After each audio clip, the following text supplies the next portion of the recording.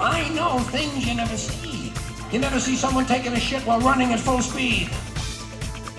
Come on, kid, get rid of some of them turds in the shit box. Welcome to the Bathroom Break Podcast with me, Rab himself. Hello and welcome to the Bathroom Break Podcast with me, your host, Rab himself. My guest today is Brian Duss. He is a man of many things. He is a producer, director. He's also, I would say, philanthropist. He works with... what is it? World Vision. World Vision. I was watching some of those videos before you came, and it's pretty incredible the stuff you do with them.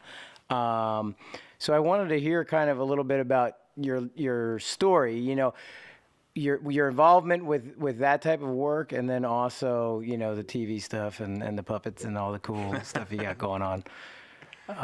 But yeah, you know, obviously we've had a lot of conversations about, you know, world affairs and things like that, with our nonprofit that we do some stuff. And then I was, you know, talking with you, and like I said, saw some of those videos on your YouTube, and it's pretty amazing what you're doing there.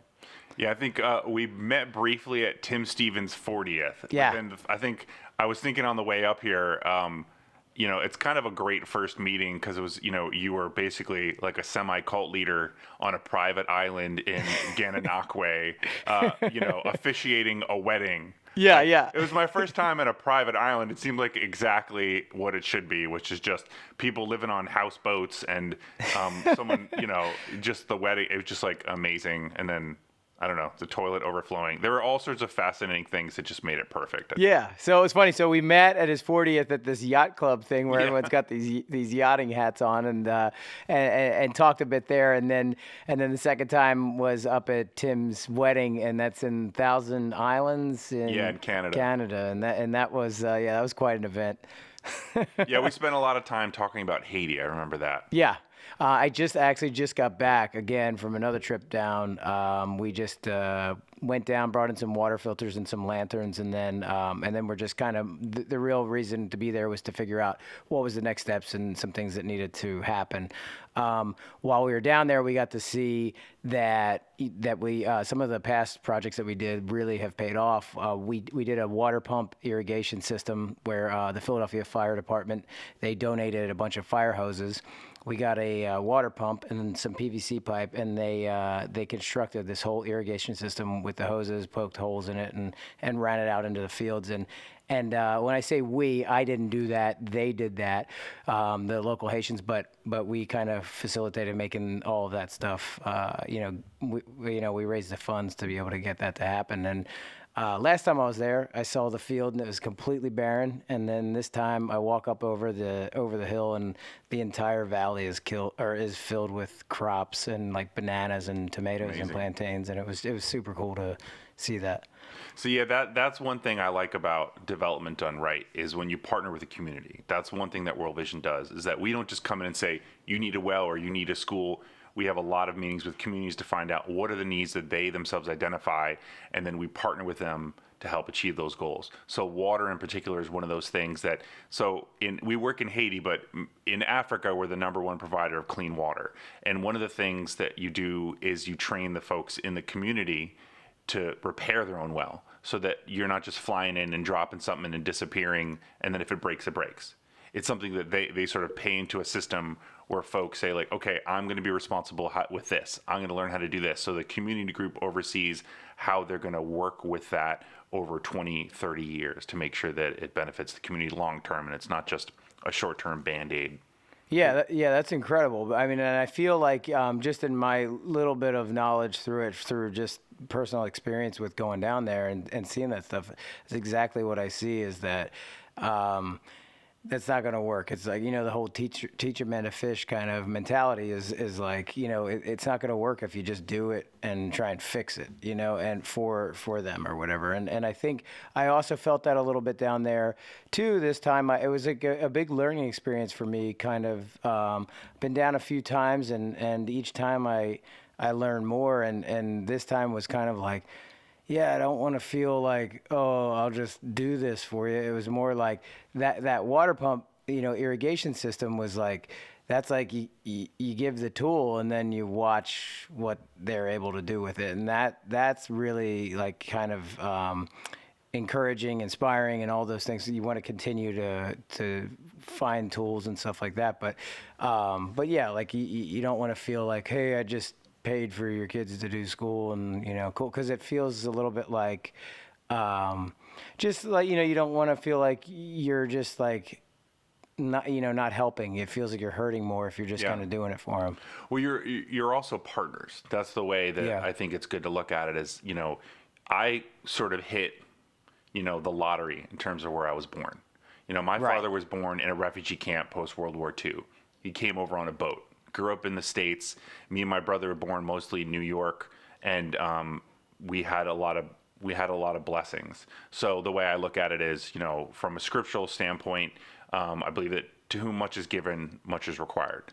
And I think the sort of my other life verse would be, where your treasure is, there your heart will be also.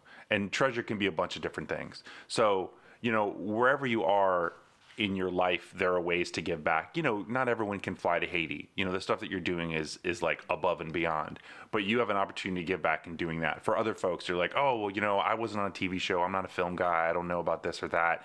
Well, there's stuff in your community. And I think that's what's really amazing. And so I just am fortunate enough to have parents who brought me overseas when I was a little kid. We lived in the Philippines. We lived in a refugee camp in Southeast Asia, a lot of post-Vietnamese war refugees, Laotians, Cambodians, Vietnamese, and I got to see my parents model that type of service. So when we came back, my mom does healthcare stuff with nursing, and then my dad does international development. So we had a chance to see what people did when they were blessed with things. They gave back. They turned around and served, and they now continue to serve in different ways. My dad lives in D.C., does government relations for an international development agency, and my mom still does nursing all around the U.S., helping people better serve senior citizens.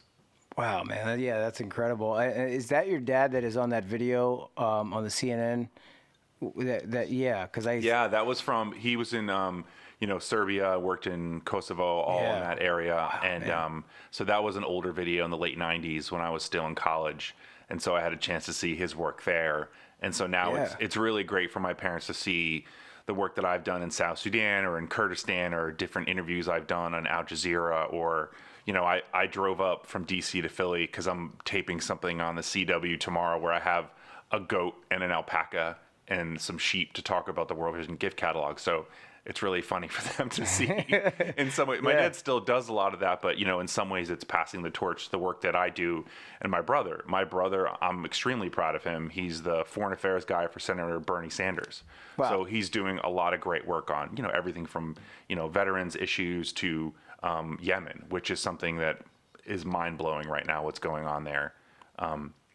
I know that people have a lot to study. There are so many things to pay attention to, and there are so many things to care about. But I mean, Yemen is just something we're going to look back on, like so many catastrophes in the history of the world, and say, I can't believe no one was doing anything. Yeah. Well, I mean, it's amazing, and just as we sit and talk, it's funny because I wanted to introduce you as a man that is much more intelligent than I, but you are, and it's fun to sit with you and chat, and maybe specifically in certain areas or whatever, but it is cool because every time I sit and talk with you, I feel like I learn a lot, and that's an awesome thing.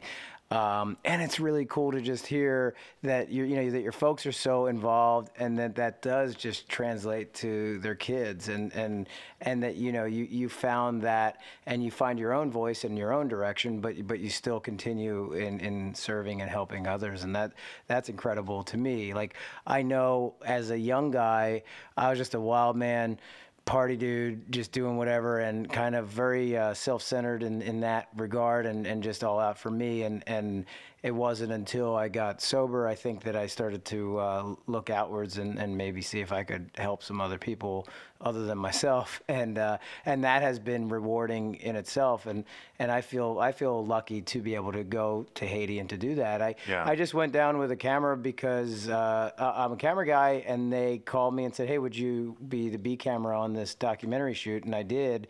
And then it just started to open my eyes to just kind of, third world countries. I had been in the favelas in Brazil. during Viva La Bam, and I saw that, and that was like insane what was going on there. Like, just it was crazy, and it was like, overwhelming. But as I went to India and to Haiti and these other areas that have it, I think world travel really does help you realize how incredibly lucky we are in this country, and a lot of other countries, first world countries that just have the benefits of living, in basically not in a war zone, and the comforts that we have, and sometimes take for granted, and I do that myself. So when I go down to a place like Haiti, I stay with our local Haitian friends in the village, and that's what I did this time. Last time I stayed at a mission. This time I stayed right with them, and just kind of saw on a daily basis what is happening, and that was even more eye-opening than the last few visits. Yeah. Just to be right there and go, hey, okay, I'm taking a bucket shower, and I'm and I'm sorting this out, and then I'm going, okay, well, we're eating goat and rice and beans, and that's what they have, and whatever they got from the market that day, we're doing that. And then when the sun goes down, there's no light, and we're probably going to go to bed not too long from now, and and it was very much that life, and that was eye-opening. It's really interesting to think about it from a producer, filmmaker side, and then also an aid worker side, and then just sort of a humanitarian side. Because, like, to back it up, we all have different types of intelligence, and we all have different types of skills and opportunities. So, when people listen to the podcast, or they see you on TV, or read whatever, there are different entry points, different on-ramps to doing things, and it's all a journey. So for me, I love to talk about, I've gotten a lot of trouble. I went to boarding school in Germany when my folks were in Russia. Yeah. I got in huge amounts of trouble. I almost didn't graduate. I got suspended from Christian boarding school in high school. I also got suspended from Christian college. I went to Messiah College in Pennsylvania. I got suspended, and that's how I ended up living in Philly, because I couldn't stay in school, so I had to go somewhere else, and then came back. So for me, I got suspended for like chapel skips at Messiah. It wasn't, I wasn't dealing on campus or anything. I skipped chapel at my boarding school as well. Yeah. We were just smoking a little weed, whatever. So, I mean, part of it, like, for me, I love that because, I would definitely be categorized as pretty religious, but religious in the way that usually people tell me they like. So in terms of, like, if you're into reading the Bible or whatever, like, there are so many people doing idiotic things. Like, Moses was a murderer. King David was a murderer. And so for me, it sort of reminds me of, like, no, that's just, people can get touchy about that in scripture, but it's like, no, that's in the Bible. But it also is a welcome invitation to say, like, okay, wherever you are in your journey, like, you've been very honest about the things that you've overcome. I try to be honest about how I'm very often an idiot. And that doesn't keep me from being able to do good work. That doesn't keep me from being able to go to a refugee camp in Kurdistan and bring reporters and help tell the story of the Yazidi that are running for their lives and how we want to be a part of helping them. So, in some ways it helps give me almost, I feel like, a little bit more credibility and also an invitation for folks to say, listen, you don't have to have a sterling reputation. You don't have to be perfect in order to serve. Like, start where you are in your journey, your brokenness or whatever. There's something for everyone to do at every level. Yeah, that's an incredible point. I feel like just that whole idea, and what I've found a lot too is that the brokenness, or the people that have gone through some craziness, can relate to what it is. And I, my wife, actually, she works for a company called The People's Concern, where they work with the homeless out in Los Angeles, and she just had this incredible breakthrough with one of the clients that came from off the street, got clean and sober from meth, and then got GED and a bank account, got a job, has now saved, and is about to get an apartment. And it's like amazing. This incredible, part of it. But you look through, like, homelessness in Los Angeles is big, and not to say that everybody does it, but you do see people turn their nose up at it. And I can totally relate to it, because the way I look at it is, when I went through my drug and alcohol problems, I went belly up financially, and I got to a low point. And, for all intents and purposes, I would have been homeless if I didn't have a family that wouldn't allow that. And so I'm lucky in that sense that I had a family that would take me in and help me figure out what was going on. And I was able to kind of get sober and rebuild and do all that. But all this guy did was do the same exact thing, but in a shelter, and get his life back in order. And so, like, who am I to look down upon any of that, really? Yeah. Because we can all be there, you know, and we can all end up in that situation. I mean, you know, a lot of people aren't too far from it. You know, one financial disaster, and you might be that way if you didn't have someone looking out for you. Yeah, a lot of I forget what the percentage of Americans are that are one paycheck away from being homeless. Yeah. And so there's also that element of homelessness means not having a home. So like if you're living on a friend's couch because you don't have an apartment, you don't have your own home. Right. And I think my church, National Community Church in Washington, D.C., they do work with the homeless. And, you know, there's so many fascinating things you learn about it.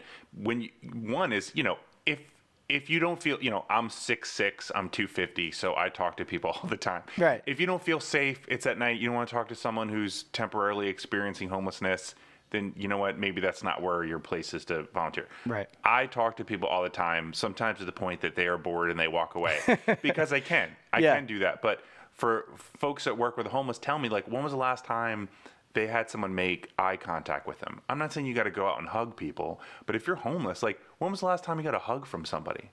When was the last time someone looked at you? When was the last time someone called you by your name? Wow. Those sort of things, how do you come back from that? Of the people that are living on the street that are in that transitional period, about 50% of people who are wrestling with drug and alcohol abuse, that only happened when they became homeless. About half the people that are wrestling with mental illness, that didn't happen until they became homeless. So a lot of times people who are homeless, it's not because, oh, they made bad choices and they ended up on the street. It's because they hit a rough time that those things came out. The mental health issues came to the surface. Right. Like, I mean, if I was living on the street, I mean, what, I wouldn't smoke weed to make it through the night? Yeah, exactly. You know, you're exposed all night. Like, you can't say what someone would do just to make it through. Think about, like, all the friends and relatives you know they're in Vietnam. Like, what were the things, like, when I was in college, I learned how to lift weights from this guy who was a Vietnam vet. And he would talk about just to survive, like, they would smoke whatever they could smoke. Right. They would drink whatever they could drink to just make it through their tour and get back home. Yeah. No, exactly. And that's, you know, and that's, you bring up a lot of good points with that. And I think, you know, if you tried that yourself, if you went out and you lived, you know, on the streets for a little while, I guarantee your mind would get to you. Yeah. You know?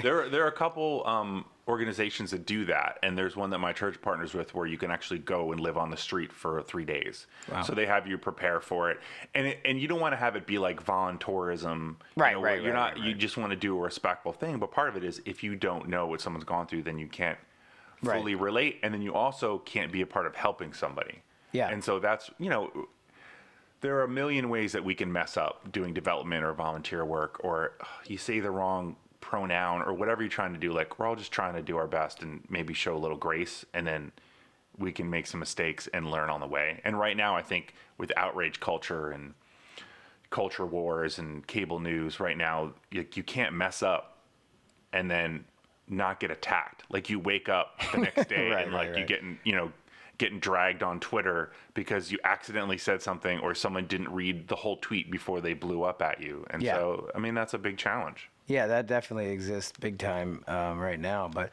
like you said, you know, you are going to make mistakes as you are volunteering, and I realize that as I'm going through, you know, just kind of the work we're doing with Haiti is like, I mean, it's just all a learning experience, and I think, you know, I was hesitant when I first went down because I'm going, oh man, I'm just that typical American dude that's like, oh man, does anybody realize what, you know? And it's like, you know, I mean, you know, my eyes were just open to it. Yeah. And so, but then it makes you feel like, wow, you know, I need to do something. I want to do something. I want to be a part of this and figure this out. And not that I'm going to figure it out, but I mean, you know, I want to be a part and do what I can to help. Yeah, and there are so many different ways. So when you were talking about filming, like, on the one hand, I'm like, yes, you got to learn, you got to see, you got to eat, sit there, eat the beans and rice, sleep where people sleep, walk where people walk. And then the producer side of me is like, no, you got to stay in the hotel and make sure that you have power to charge your battery. Right. I've been, filming Yeah. in like Nicaragua, Yep. where you're like, okay, you got to have the converter for the truck to be able to plug in your, whatever you need. Can you dump cards on a laptop when your laptop's out of power? Like all those things were like, there's so many times where I've been somewhere like, I don't see this to sound like showy. It's just to paint a picture of like, I've been like when I was in the Gaza Strip and I was there to take photos, but I'm also like, I'm not I can lift some bags of rice. So it's like, I'm taking photos of people offloading a truck in a food convoy. And I'm like, I don't want to take pictures, but I'm here to take pictures. I have to tell the story of the work that's going on because that's how you educate people. And then that's also how people can get involved in helping solve a problem elsewhere in the world. But, you kind of find a happy medium of like, let me help do things with my hands. And then, I took some photos. I put it they took away my camera and then I had no choice. To help out. So it was great. Well, it's funny because that brings up a great point because I struggle with that. So the first time I was down there, we were shooting a documentary. So I'm there with a production crew and that's what we're doing. And then when I started going down on my own, I got very because now I've befriended some locals and they're kind of like, put the camera away, whatever, So I had to learn and I got to a place of like, I don't even want to bring a camera. I'll just shoot on my iPhone if there's something that's worth it. And then this time around, I did have my camera with me and I shot a little something, but it's funny because sometimes you're shooting the kids in the school and they're looking at you like, it's that feeling of like. I'm not trying to exploit your culture or what your struggles are at all, but I want to be able to help. And in order to be able to help, I have to be able to shine a light on this a little bit. Yeah. And so it's like you're torn between that because I'm not trying to be some, hey, look what they're going through. I'm in my 4-star, 5-star hotel room or whatever. Yeah. And like I said, this time around I was not, in that I was staying with them. But it was a struggle to feel like, is it okay to shoot? I feel a little weird. I feel and that stuff. So I think that's your gut is guiding you well, and basically it's just important to follow your gut. If your gut says, oh, maybe I won't shoot today, and then maybe the next day you film, or you have a conversation, or so in the terms of the projects that World Vision does on the ground, when you partner with communities and children are in programs, there's paperwork that's signed by their parents that allows them to be filmed. So if the school has what we do, one of the things is called Childfriendly spaces. So one of the refugee camps in northern Iraq, in Kurdistan, there's a refugee camp where they have a child-friendly space, which is like, as children are fleeing for their lives, they're in this refugee camp, their school's interrupted. They're so busy running for their lives, they don't have an opportunity to be children. So within the child-friendly space, they can learn, they can grow, they can play. And as a part of the understanding, there's a conversation. The local folks have conversation with the parents, and they have a conversation about what's going on to say, are you okay with this? And part of what we're doing is, in order to help fund some of the work, are you okay if we have photographs of the work that we're doing with your children? And if they're comfortable with it, then we take photos. If they're not comfortable with it, we don't take photos, because the opportunity that we're working in communities long term, so about 15 to 20 year projects for development.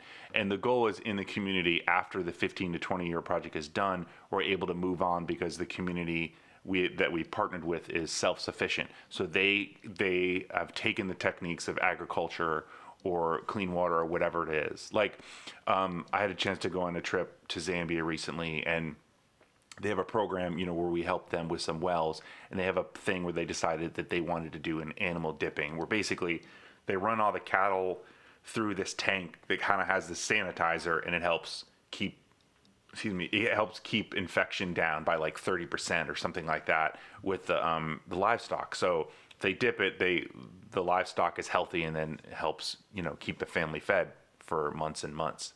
Wow. And that's something that they helped devise. They said, we used to do this, and now we want to do this. Help us do this on our own. And so that's the way we do it. That's really cool. So you have kind of the vision of a start and an end point of where you want the project to kind of evolve to, and to a point where they're fully self-sufficient by the end of 15 and 20 years. Yeah. And so how do you know that? I think, going in, I mean, obviously, I think your dad was a part of World Vision? Yeah, he worked with World Relief. My folks both did Okay. when they were in the Philippines, and then later on he worked with.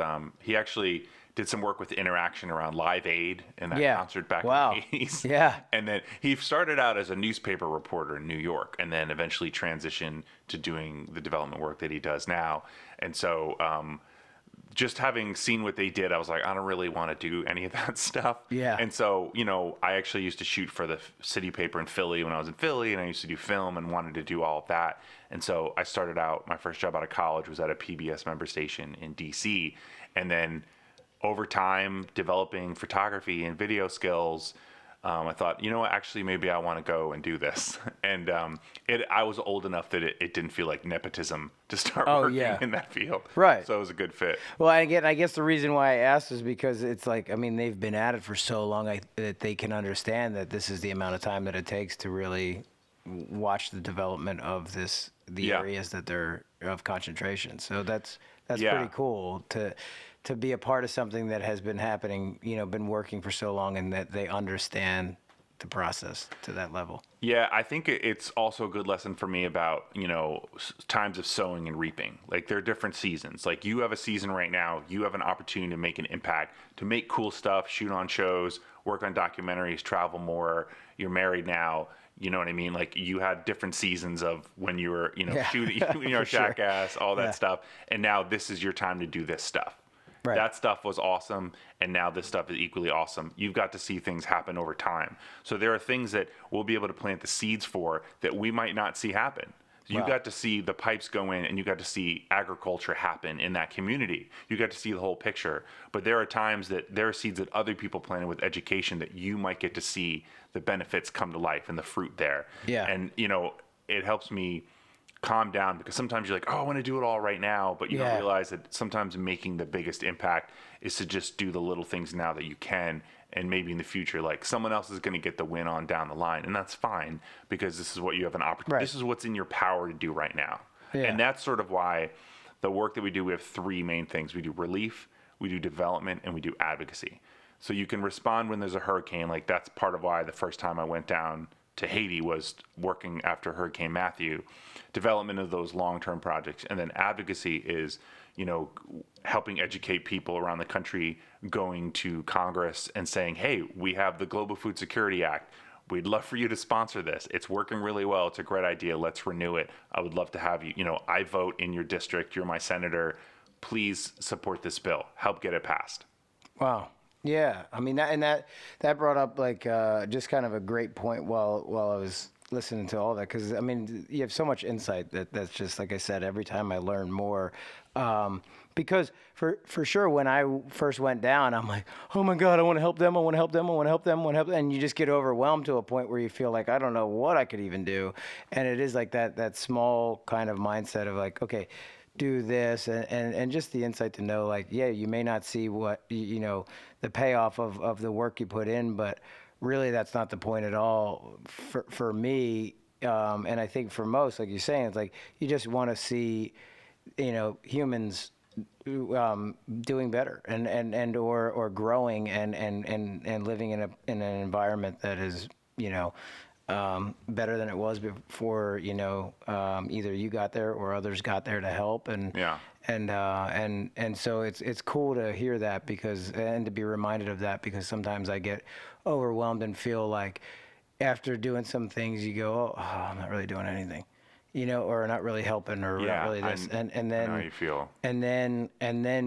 But then to step back and go, well, in the process of all of it, because and I say this, but I probably truly feel this way. a lot of times, like I might be, you might be helping, they might be helping me more than I'll ever be able to help them. But Oh, yeah. but it's this just a lot of gratitude on both sides of the equation. We were able to help with the little boy get a surgery that he needed to, because right when I was down there last time, I saw that he had some issues that he had the last time I was down there, and I was like, what's going on with this? And his parent, like his orphanage, the guy that runs the orphanage is his parent. He was like, well, the problem was we didn't have the paperwork last time we were here, and now we finally have the paperwork, but now we don't have the funds. And so as soon as I got back, I just put a little thing out on Facebook, and in a couple hours, everybody responded and helped, and we got enough. And now he has an appointment like on next year or I think it's tomorrow. Yeah. So on Tuesday. So, that's just incredible, and it is amazing to see how much people come together too when it's like a real situation. I think I've heard that from a lot of people that have helped with the fundraising, where they go, yeah, a lot of times I'll give to something, but I don't know what's happening with that money. Yeah. And then with what we're doing, it's so small that they can actually witness what we're doing with it. And your friends can call you and say like, hey, Yeah. how was the trip? Or follow you on Facebook. Yeah. And that's why, at different scales, there's different level that you can get to the person. You know what I mean? Yeah, if right. you're going to spend, you can't spend $5,000 shooting a video to tell the story of a $2,000 project. Right. That scale doesn't work. Right. But, and as nonprofits get larger and the work gets more complicated, I think that's where having design, monitoring, and evaluation is a really key component. Because, World Vision, it's about, I think it's like 16 cents of every dollar goes to costs related to design, monitoring, and evaluation. So a water expert being able to go out to a project to evaluate it, or having a safe vehicle to get out to where you're going, making sure that the local staff are paid well, that they have insurance, they have all of the things to make sure that the project is long-term and sustainable. All of those things go into having a certain amount of your budget, make sure that you're truly being a good steward of those resources. And that's sometimes a tough conversation. You say like, okay, do we really need to spend the money on this? It's like, okay, do you want these solar panels to last for 10 years like they're supposed to? Then yeah, let's make sure to do it right. It might cost a little more, but that's fine. Right. I mean, I put solar panels on my own house, partly just because I'm a hippie. Yeah. And partly because it saves money, but, paying to make sure it's done right, it will pay for itself for years and years, but you have to put a little bit up front, but in the long term, it'll be worth it. Yeah, that's incredible. So switching gears a little bit into, because I could sit all day and just learn more and more from you. But I do want to hear a little bit about some of your passion projects and some of the things for sure. that you're working on. I do have to say one thing though, that I always get. I partly do training for PR when people do TV. I always make sure that they plug the website, which is worldvision.org. So you can do things like buy a goat for somebody. It's like $85 for Christmas, the holidays. Yeah. You buy a goat, and then the thing about a goat is that it gives about 16 cups of nutritious milk a day. Kids can drink the milk, or the family can make cheese. They can sell the cheese, and then it helps pay for school fees and things like that. And then, when the goat droppings, they can make a little family farm and grow greens to help balance out the diet, things like that. So there's like a whole gift catalog that people can check out, and that's what I'll be talking about on TV tomorrow. So awesome. I got to make sure to plug that. Yeah, for sure. That's worldvision.org. Yeah. Okay. Yeah, and I want to go on there and check that out as well. But yeah, that brings up a great point of just how much you can do for a family or for the community. Just $85 for a goat. Who knew? I told them, I was like, I deal with a lot of what we call influencers at World Vision. So, work with actors. I want us to work with more comedians. We worked with some musicians and things like that. And my ultimate goal is like, I would love to just be able to make a lot of money and be well known doing all of the comedy stuff I do.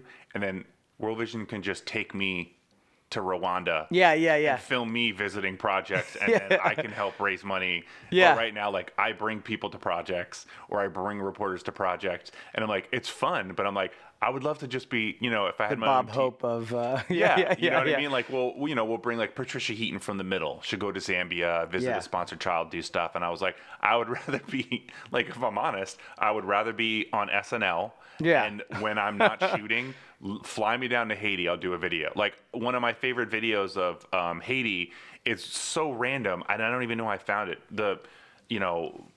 Actor, she's not an actress. I guess she's a model and businesswoman or whatever. Carly Kloss. She's like a supermodel. Okay. And a model friend of hers has a project in Haiti, and she's like, come fly down. So, I think it was Casey Neistat helped her film some stuff. She went down, she did like a 3.5-minute video on Haiti, which is great. So now like millions of people have watched this video and are going to be able to learn about Haiti just because she was there. You know what I mean? And, like, you have the power to bring people, issues in Haiti to folks' attention because they know you from all the stuff that you worked on over the years. So your ability to influence how people look at things, even if it's just a little bit, you move the needle a little bit is, it's a tremendous power, and you're stewarding it really well. And I think I would love to be able to do that. But right now I'm just some nobody that works at a nonprofit in DC. But well, I mean, and in the same way, I mean, you're making such a difference in what you do. But I do hear you that if you do have that platform that's big like the supermodel, then it does. It gets the message out to millions. And I'm not quite what it was 10 years ago, but hey, man, if a couple more people understand what's happening there, that's really cool. But yeah, so that does kind of help transition into some of the stuff that you're doing. I saw a photo of you doing improv, like our little stand-up or whatever. And I recently posted one up on my YouTube because I did a little stand-up, if you want to call it that. I basically got up and told some stories in front of a stand-up audience. There was a bunch of comics kind of doing a lineup that night, and a friend of mine was the guy one of the comics that was hosting it. So he invited me out, and I got up and did 10 minutes of just telling a story, and it was a lot of fun. It was exciting, man. It was really cool. I had never done that. I'd gotten up in front of audiences so many times throughout my life, either with Jackass stuff or the band CKY. I toured with them a lot. I'd come out, introduce the band, and jump into the crowd and this kind of stuff. But getting up just solo, you and then the crowd and the light beaming in your eye, I'm like, man, this is way different than I can ever remember. And it was intimidating. And luckily, the girl before me, she kind of mispronounced my name, and it helped me get right in there and then sort of calm down. But leading up to it, I was like, whoa, I was like nervous, and then I mellowed out and then kind of got into the story part of it. But I wanted to hear a little bit about your experience with that, with the getting up and doing stand-up stuff. Like how do you do it often, and also like how do you kind of work through those nerves when you're about to get up?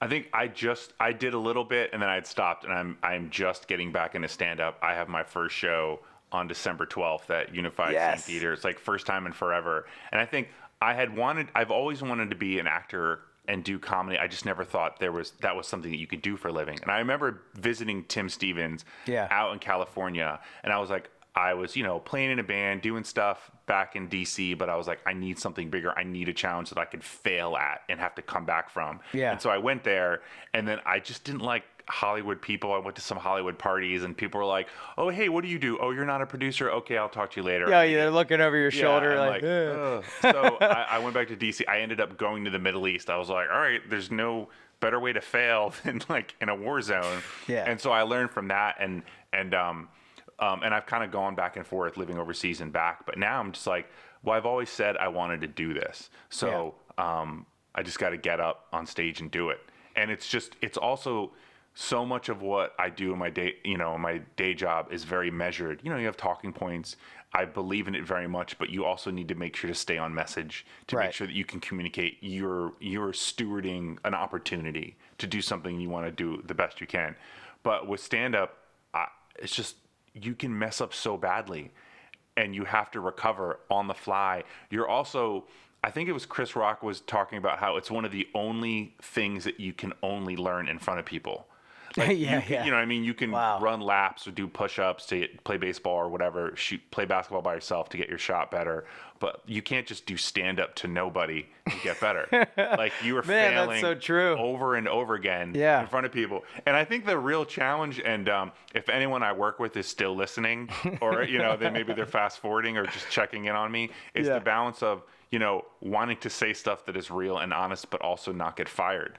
Oh, yeah. Because aid workers, their comedy is the worst. Like you were seeing people, no, I'm not making fun of it, but like there are people I've met that like, oh, I hate to say it, they're definitely dead now. Like you're seeing some horrible stuff. Yeah, like right, I saw a right. refugee camp in South Sudan, and like if it wasn't for the UN, for people who don't understand how the UN works and think it's a waste of time or whatever their problem is, like 30,000 people in this camp would have been slaughtered had it not been for the UN.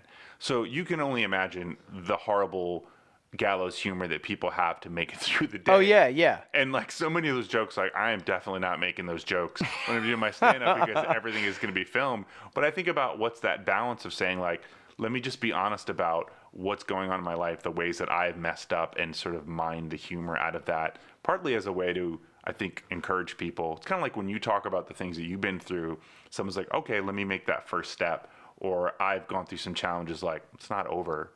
And I hate to say it in such a be so cheesy in a sanitized way, but there's also that balance. Like I really wrestle with that, where like, this is what I do for a living is development. I'm very grateful to do that work, but I also want to do this other stuff.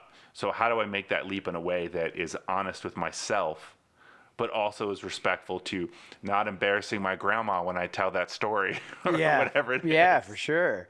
I have not really had that drawback, and I just kind of let it loose, which maybe, now that I've married and I have a new family, I locked it down. I heard the episode talking about farting in front of your wife. Yeah. Everyone knows your business. There's a certain amount where I talk about like getting suspended from both college and high school. Yeah. Because like, I mean, I don't really think there's a huge point in me trying to have any secrets. Right. Like if there was an opportunity to run for senator or something someday, I might be open to it. But I also know that like everything on the internet is forever. Yes. I have some videos of some comedy stuff I've done or my band or whatever that I'm like, that will be in someone's ad someday criticizing me. Yeah, you right, never know. Right. And it's funny because actually Bam's mom, April, used to say that to me when I was younger, and I'm doing the George Carlin, taking a crap running full speed bit, and she's like, oh my God, like what are you gonna do like later when you have to get a job? And at that point in my life, I'm like, I'm not getting a job. What are you talking about? And it was, I didn't think I would live long enough to have to worry about any of that. But yes, I do, and I have a job. I just happen to have a job now where people go, dude, you did all that, and then it works out. So yeah. So but it's a great point that you bring up. I have a friend. He did an episode, Colt Darling. His real name is Kirk, but he's a police officer and super funny guy. And so he has to juggle, balance that. Like, what can I go out and say on stage that doesn't, put me in a position to look, poorly in front of either my place of work or out, in front of the audience. Can I say some of the jokes? There are morbid jokes to get you through some of the crazy stuff that you see, and that's how people kind of cope. Yeah. Plus, I mean, I love comedians who are self-deprecating. Like, I'm not gonna. Well, no one cares what I say at this point, but I'm not gonna pick on certain comedians. But there's some comedians that I'm just like, people don't like you because you're not self-deprecating. Right. All you put out is hate on other people. But then there's someone like Patton Oswalt who makes fun of himself, and it makes me love him even more. Yeah. You know what I mean? Like someone like Zach Galifianakis, who I love, or like Maria Bamford is one of my all-time favorites, who talks about her struggles with mental health in a way. Wow. That's She does really put it out there. Yeah. I mean, I don't think I could go like the Chris Gethard route. Like, he's very open and honest, and that's his story. That's not my story to tell, but like, he does his thing his way, and he's a one of a kind in that. Yeah. And the things that I want to do, it's tough because you have to mess up and look stupid to learn how to do stand-up or to do improv or to do some of the other projects I'm working on. But there's really not a lot of space right now for someone to say something and then be like, oh, I'm sorry, I didn't mean to say that. Especially with you, what you work, the field Yeah. you work in, and then trying to juggle that. Yeah, that's kind of Yeah. it is kind of a nerve-wracking position to be in. But I do find that, at least for me, you brought up a lot of good points with the comedians that you speak of, because I love vulnerability. I love to see that, like you say, the self-deprecating, because I want to know that you're human, and I want to know that you screw up. And that's kind of my idea for the podcast, is everybody poops. We all are caught with our pants down at some point in life. And why not just put it right out there? And that's kind of been my mindset in life, is just be like, look, just go for it. You know, I'll get naked on a TV show, or I'll crap in front of everybody, or I'll do that, because why not? Just like, we're all human. Just let it be known, and don't be afraid of that. I talk with reporters when we're like, sometimes we go to the middle of nowhere. Like, it was I got violently ill in Kenya. It was actually ironic because it was a clean water project, but I ate something at the hotel and then I got sick. But like, my prayer is, Lord, please don't make me crap my pants in a tiny airplane that has no bathroom.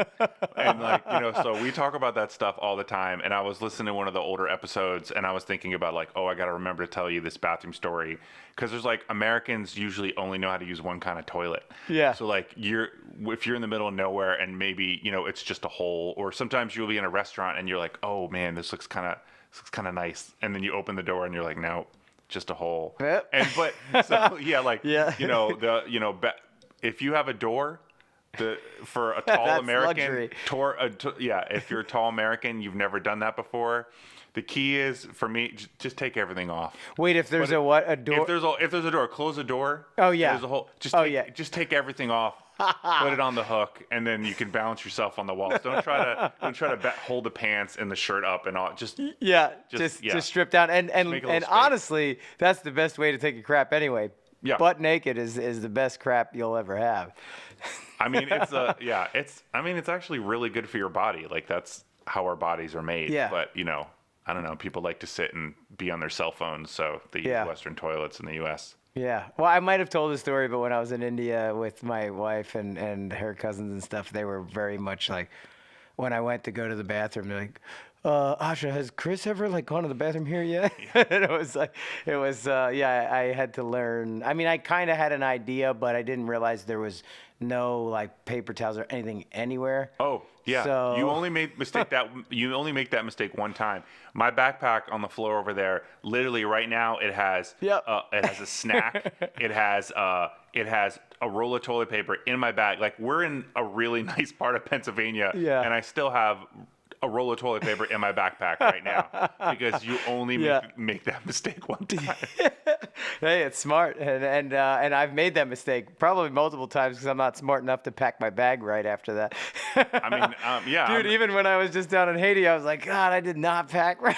I'm not saying that aid workers don't occasionally have to sacrifice a sock. Yes. I'm not saying that hasn't been done. You got to do what you got to do. That's not too bad though. Yeah. You know? So the other main thing I'm working on aside from stand-up is what we were talking about is the TV show Puppets in Paradise, which I actually shot in Philly. It's a travel puppet show. It's like if Anthony Bourdain was a snarky German puppet. Yeah. So there's some narrative stuff. I love it. My friend Amanda Giobbi, she's a regular at UCB, Upright Citizens Brigade in New York City. And then the other main character is a German puppet that I voice. Yeah. So it's like man on the street interviews and then some narratives. We actually we shot at a Dead Milkmen show with the puppet. Yeah. And then we interviewed Dan Stevens, the bass player of Dead Milkmen, with the puppet. And I got to tell you, those are hilarious. Like, you kind of gave me like a little look into it because I think you're editing the little pilot episode now, and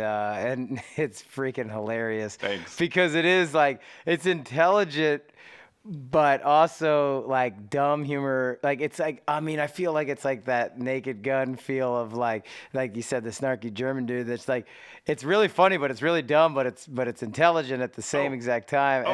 And you're like, and I just love the way like the banter between you and Dan from the Dead Milkmen, like just the banter back and forth. I mean, you voice the German guy, but just back and forth, it's so good, and the timing entertaining, and I love it. And then I saw that other little clip in the hotel, and it's hilarious. So so your goal is to get that. Is your goal is just complete that and then go and try and sell a series of it and make a. I think there's a couple different options, as it cuts together and we do. I mean, we had a lot of great guys from Philly, and then a lot of great folks in DC that shot it. Tim helped direct a couple of the shoots here in Philly, but then he's got a whole bunch of features, so he got too busy. So when it comes together, I have a couple more editing sessions. I think the goal is to see if I can either sell it and bring it to series, or sell the idea to someone who wants to take it away and do it, because I also know this is my first bigger project. Like, I've done smaller docs in the nonprofit world, and I'm in the middle of a documentary with my friend Steve Jeter on a blind school in Palestinian East Jerusalem right now that we still have a lot more shooting. But in terms of like comedy stuff, this is my first thing. And from what I know, I'm probably gonna get the worst deal ever. So I'm not expecting to make any money. I just, from what everyone tells me, it's a miracle that anything ever gets made. Yeah. So this is I did it with friends. I put up the money. All my production, everyone's getting paid. I want to make sure at least a little something, and it's exactly what I wanted it to be. And I'm just stoked that I did it. I wrote it and it came to life. Dude, it's legit. I mean, it's really well done. Yeah, being able to shoot it on a Sony FS7 with prime lenses, and my buddy Johnny Meyer is the DP, and have great sound folks and second camera, and both in DC and Philly. It's I want it to look good, and I want it to be funny. I just want to it's something people love puppets at every age. So we interview people on the street, they look at the puppet, they know it's my hand, and they know that it's not actually German, but they're talking to my hand in a puppet, because I've loved puppets ever since I was a little kid. Yeah. So I think that if you got to travel around the world and go to Bangkok or Manila with a puppet, and you're interviewing people, dude, that's so good. perfect. I feel good.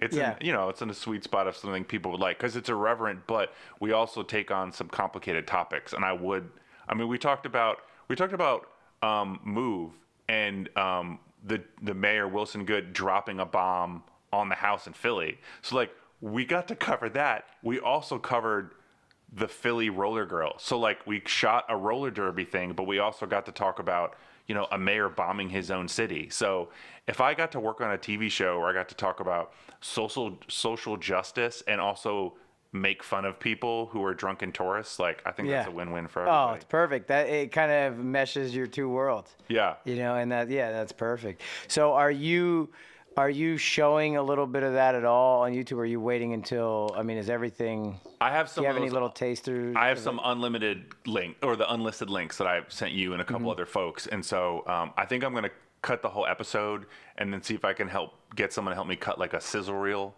Yeah. And I'll probably do a couple screenings and try to get it in festivals. But, I don't actually know. Can you get a 22-minute TV show in a festival? I don't really know. It seems kind of weird. So I don't know. I think that'll be a lot of exploring and learning on how to do that. And so, okay. All of it was also a part of my master's thesis at American. So I did a master's in film and video, which I did over 10 years. Yeah. Really slowly. Yeah. Because I just didn't have the money. I would save up and pay as I went, because I didn't want to go into debt.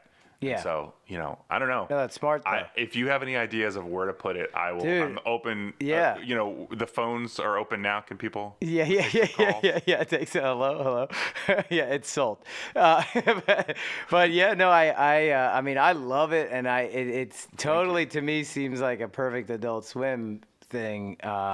You know, and especially with what the topics that you do cover, because it is intelligent humor, but then it's also dumb humor. It covers all of that, and I love it. I guess people will have to wait until it's ready, but I feel lucky that I got to see parts of it. Thank you. It'll be on puppetsinparadise.org. That's the website I have held right now, and I'm putting clips up on Instagram and Twitter and things like that, so people can check that out in the links that you have. You have put some up, or you will? Some little clips are on mine, so I'm just BP Duss. Okay. At Instagram, but I'm going to put more up on the website at puppetsinparadise.org.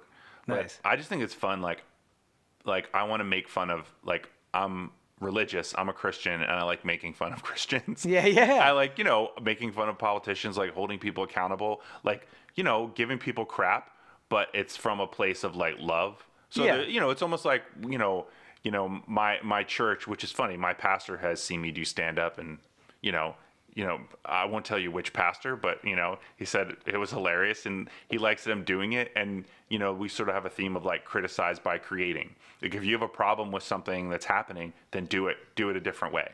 Yeah. So like I have problems with the way my church does certain stuff, and I address those issues and I try to come up with solutions. But I can do that because my pastor also knows that I'm on the board of We Are Family, which is a nonprofit that brings groceries to senior citizens. Like Right. we do punk shows and raise money. We did a show last Sunday with, Ian Mackay and Joe Lally, Amy Farina, from folks from Fugazi, and Amy did a show, and we raised a bunch of money for Loaves and Fishes. It's a feeding program out of a church. So like Dude, that's when rad. you're investing, like all the stuff that you're doing in Haiti, when you talk about stuff and, people are like, well, what do you know? You're just, you make TV shows. It's like, yeah, no, I do this too. I do these Right. things. So Yeah. when I've made some points where people are like, well, what do you know? You don't know this stuff. I'm like, well, actually, when I was in a refugee camp Yeah, in right. Hong Kong, I saw this,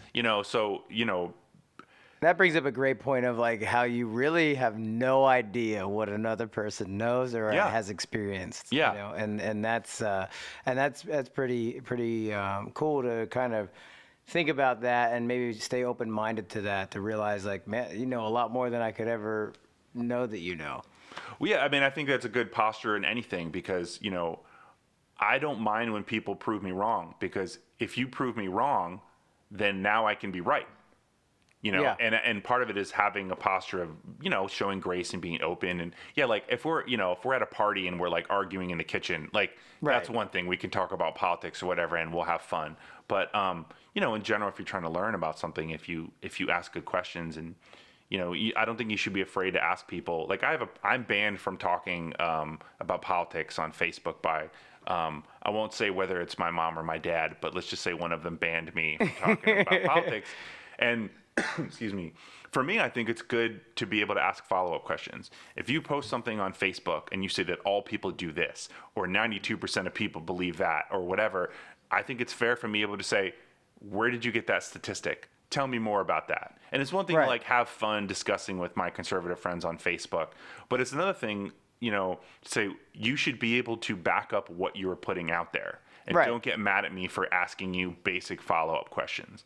But if I'm trying to learn about a topic that's more sensitive, like I'm trying to learn about Rohingya, and I want to talk about Aung San Suu Kyi, and I want to talk about situations going there, I'm going to have a different posture because I want to come, I want to show up letting people know that I'm open to learning. I might have some thoughts, but I want to hear what you have to say too. And it's truly a dialogue, as opposed to like, we're going to argue about, which band is better. Right. That's very Right. different. Like, I'm not going to hurt your feelings if I say Fugazi is the greatest band of all time.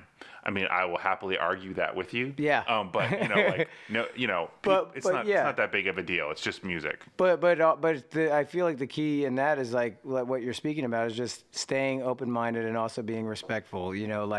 That's how you continue to learn. Yeah. But back to the idea of doing the stand-up and making fun of, what you're a part of. I think that's so great because if we lose that, Yeah. if we lose that ability to poke fun at society, or whether it be your religious group or your political beliefs or whatever you have, if you lose the ability to poke fun at that, then we become, a glum lot. We become the types that are taking life too seriously. And you always hear, don't take it too seriously, because, the way to get through tragedy is through laughter, and a lot of times. Yeah. So, It really, I mean, in many ways, I would say erythromycin might actually be the best medicine, but I mean, laughter, laughter helps a lot. I still travel with Cipro, and I've had to take Cipro in the field, but laughter also helps. Also, like, if you believe in a creator, wouldn't that creator want you to laugh? Like, Exactly. have you not seen Yeah. what certain animals look like? Like, have you not? I mean, I have The mirrors man-bear in- pig, you know? I have mirrors in my house. Like, I know what I look like. I know, like, Yeah. I know how funny we look as people. Yeah. You know. Yeah. And just being able to laugh at that, that's great. Oh yeah. So, well, hey, man, it's been awesome to sit down and chat. And Thanks for and- having me. I appreciate it. Yeah, and I always feel like every time I sit with a friend, I learn more and more. And but you are definitely unique in the fact that I feel like I continue to learn like more about things in life and also more about you as a person. But yeah, I continue to be educated by you, and it's awesome to experience that. So, Thank you. I thanks. love every time I talk to you. I feel like I want to have another conversation. Yeah. I can't wait for the next conversation because you have so much stuff going on that I want to hear more about it as well. So, Oh, I appreciate yeah. that. Thanks Awesome. for having me on. Yeah, thanks. Cool.